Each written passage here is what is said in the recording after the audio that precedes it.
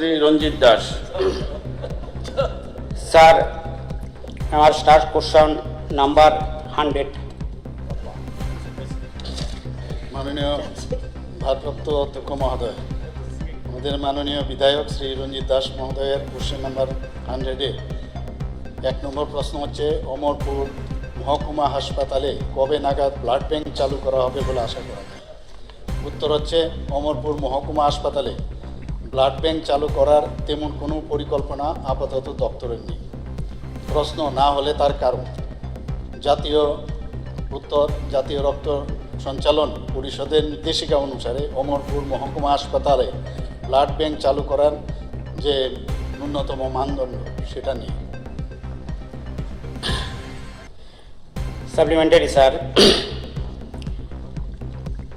Sir আপনি এবং মাননীয় মুখ্যমন্ত্রী মহোদয় সবাই জানেন যে অমরপুর যে হসপিটালটা, এটা বিশেষভাবে আমাদের এই পম্পি অমরপুর করব অত্র এলাকার বিশেষ একটা এই হসপিটালের উপরে রোগীদের ভিড় থাকে। তো অনেক সময় দেখা যায় আমাদের ডিস্ট্রিক্ট হসপিটালে কোনো মুমূর্ষ রোগীর রক্ত প্রয়োজন হলে রক্ত যে গ্রহীতা এবং রক্তদাতাকে আমাদের উদয়পুর ডিস্ট্রিক্ট হসপিটালে পাঠাতে হয়। এখানে যারা রক্ত দেয় অর্থাৎ রক্ত দাতা যারা, তাদের পক্ষে আমাদের বা রোগীদের পক্ষে অনেক সময় দেখা হয় গাড়ি দিয়ে তাদেরকে নিতে হয়, নিয়ে সেখানে রক্ত দিতে হয়, রক্ত দেওয়ার পরে রোগীর জন্য আবার অমরপুরে অনেক সময় রক্তটা দিতে হয়। এর জন্য যেমন রোগীদের অসুবিধা হয়, আমরা যারা অত্র এলাকার জনপ্রতিনিধি আমাদের উপরও চাপ পড়ে, অনেক সময় পাবলিকটা আসে যে আমাদেরকে ব্যবস্থা করে দিন, তার জন্য আমাদের অনেক সময় গাড়ি দিয়ে সেখানে নিতে হয়। তো অমরপুরে যদি ব্লাড ব্যাংকটা চালু হয়, এই পরিষেবাটা অমরপুরে আমরা রক্ত দিতে গেলে সুবিধা হয় যারা রক্ত দিই, কারণ আমাদের যারা কার্যকর্তা আছে তারা সবসময় প্রস্তুত থাকে, অনেক সময় অধিপুরে তারা যেতে অনীহা প্রকাশ করে। এই বিষয়টা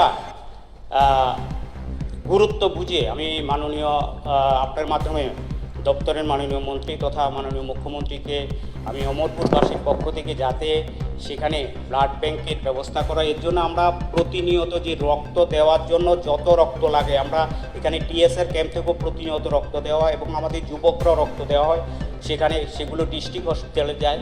এই বিষয়টা বিবেচনা করে সেগুলো যাতে করা হয়। আরেকটা বিষয়, এর প্রসঙ্গে আমি আরেকটা বিষয় মাননীয় আপনার মাধ্যমে মাননীয় মুখ্যমন্ত্রী তিনি দপ্তরের মিনিস্টার অমরপুরের হসপিটাল থেকে অনেক সময় কী করে ডাক্তারবাবুকে বদলি করা হয়, প্রথম কী করে তাদেরকে ডেপুটেশনে দেওয়া হয়, ডেপুটেশনের পরে এবার তাদেরকে অন্যত্র পোস্টিং দেওয়া হয়, তখন কী করে এই জায়গাটা একটা গ্যাপ পড়ে যায়। ইদানিং 2-3 মেডিসিন ডাক্তার ছিল, তাদেরকে প্রথম ডেপুটেশনে আগরতলা আনা হলো, তারপরে কী করলো অন্যত্র ভর্তি করে দেয়। ইনচার্জ রয়েছে কিছুদিন আগে ওনার ব্যক্তিগত ব্যাপারে তিনি আগরতলা গিয়েছেন, ছুটি নিছে, এখন ওনাকে ক্যান্সার হসপিটালে দেওয়া হয়েছে। এই যে গ্যাপটা পূরণ হচ্ছে না, এতে অমরপুরের মানুষের বিশেষভাবে অসুবিধা হচ্ছে, হসপিটাল চালানোর পক্ষেও অসুবিধা হচ্ছে। এই বিষয়টা যাতে দেখা হয়, আমি যখন যারা ডাইরেক্টর সাহেবদের সঙ্গে যখন কথা বলে উপরে, ওরা বলছে উপর থেকে ওয়াটার আসছে, এখন উপর থেকে কে ওয়াটার দিয়ে কী করে মাননীয় মুখ্যমন্ত্রীর উপরে, তার উপরে কেউ নেই। এই কেউ আমার যা ধারণা অনেক সময় মাননীয় মুখ্যমন্ত্রীর অগোচরে এই কাজগুলো করা হচ্ছে বলে আমার ধারণা হচ্ছে, কারণ অমরপুরের প্রতি মাননীয় মুখ্যমন্ত্রী যথেষ্ট সহানুভূতি এবং অমরপুর হসপিটালকে উন্নয়ন করার জন্য তিনি প্রচুর টাকা দিয়েছেন। এখানে আমাদের অক্সিজেন প্ল্যান্ট করেছে, বিভিন্ন পরিকাঠামো তৈরি করা হয়েছে, কিন্তু এখন ডাক্তারের কিছুটা একটু সমস্যা রয়েছে, সেই জায়গাটাও যাতে একটু দেখা হয়।